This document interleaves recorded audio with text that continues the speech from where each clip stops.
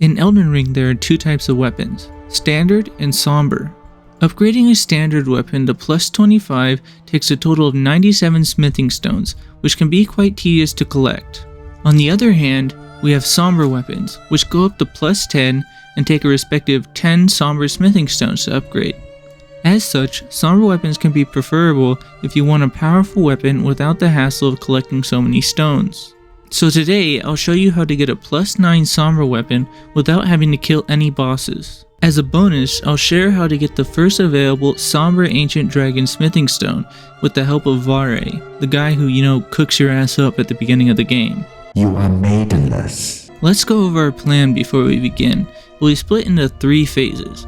First, we'll collect the Sombers 1 through 4, which can just be bought from EG for 15,000 runes, but I'll show you where you can get some for free.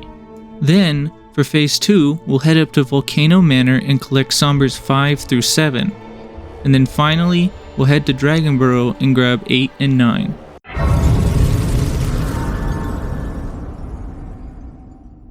So let's start with Phase 1 and grab 1 through 4. You can grab a Somber one in many places throughout Limgrave, but the one I'll feature is the one along the northeastern coast of Lake Agheel near the Weapons Caravan.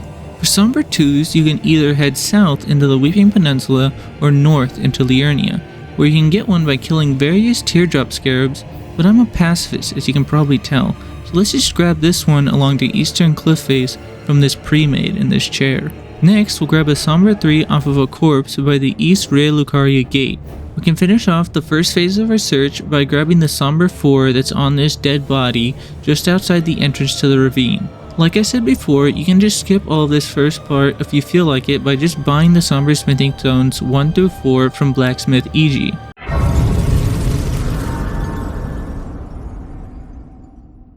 Now in Phase 2, we need to get Sombers 5 through 7, which we can get from Volcano Manor. First, we have to get the 2 pieces of the medallion for the Grand Lift of Dectus, but I'll respect your game knowledge and assume that you already know how to get those. After we have those, it's as easy as heading up the lift and then towards Volcano Manor, through the Seethwater River and around the Mount Gelmir area. Once there, we can simply join their cult and then we'll have full access to the rest of the manor. They really are trusting people, aren't they? It's not like we can accidentally run across their dark secret and ruin their plan, but anyways, let's get to work. Once we get past the people living in their walls, we'll get to the prison town, where we can work our way through until we get to the guest hall Site of Grace. Outside the guest hall, we can head up the stairs, but before we take the lift up, we can jump across the nearby sinking buildings. On the leftmost set of rooftops, we'll find our Somber Smithing Stone 6. Now we can head up the lift and immediately head right, and we'll find our Somber Smithing Stone 5 right here. Now we just need to raise the bridge and then, well, we can begin my past suffering and your present and future suffering. Normally, to get to the Somber 7, you must first defeat the Godskin Noble, but there is a skip that allows us to bypass the boss fight. First, we head over to this ledge, and we're gonna need to jump around these pillars. You do this by running into the wall and then jumping around and using your light attack to end up on the other side of the pillar. Do that one more time and then congratulations, you've just done the easiest part of this skip. Now the suffering begins, and I won't even try to explain how to do this. I'll just link the video that I used as I am not an expert when it comes to this. I mean, God, it nearly took me 2 hours to get it. Now we can just make our way around and get to the lift, so just in case we die, we don't have to experience that wall ever again. And I pray for you if you die, because your soul's gonna break. With the wall defeated, we can now make our way to this part of the manor and then head up here and go to the Swordstone Key barrier. You'll need 2 Swordstone keys, which you can either get by picking them as your starting gift, or you can grab the 2 in Limgrave. Finally, we can head down on these cages and get down to the bottom, and well, I recommend not going for the smithing stone until we run over here and open this door, which will lead us to the entrance of the manor. After that, we can just run by these enemies and then head up here and juke out the Abductor Virgin and grab our well-earned reward.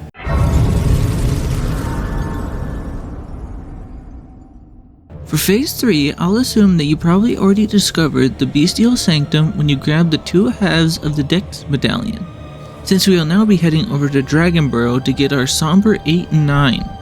The 8 is over here, and you get it by killing this exploding teardrop scarab. Then all you have to do to get the 9 is just head down over this way, down over here, and then grab it off this corpse. With that, we now have Somber Smithing Stones 1 through 9, and you can upgrade whichever Somber weapon you feel like.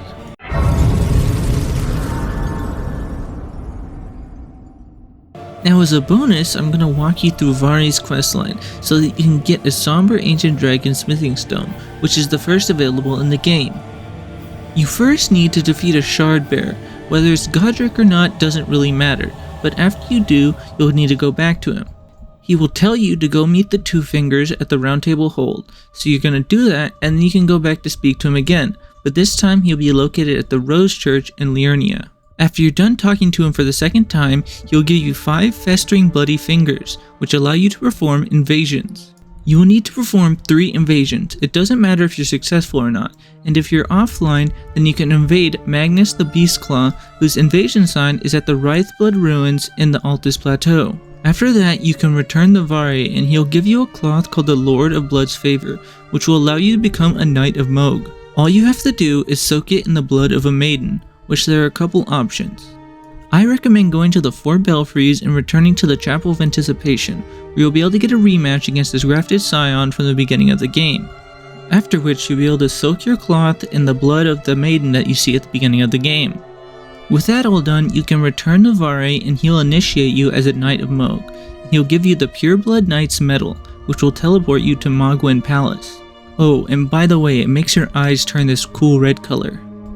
All you have to do now is head up the way you would to fight Moog, and just before the final lift, there's a congregation of tadpole people and a chest, which contains our Somber Ancient Dragon Smithing Stone. That was quite the video, wasn't it? And that wall glitch was very painful. But I think that's going to start a disturbing pattern of me torturing myself for your amusement. I have a 2-part video series that's going to be coming out eventually, and it's on Dark Souls 2, so that's already pretty painful to experience, but there's a challenge involved as well. Well, in the meantime, it would be nice if you left a like and comment what you want to see from me.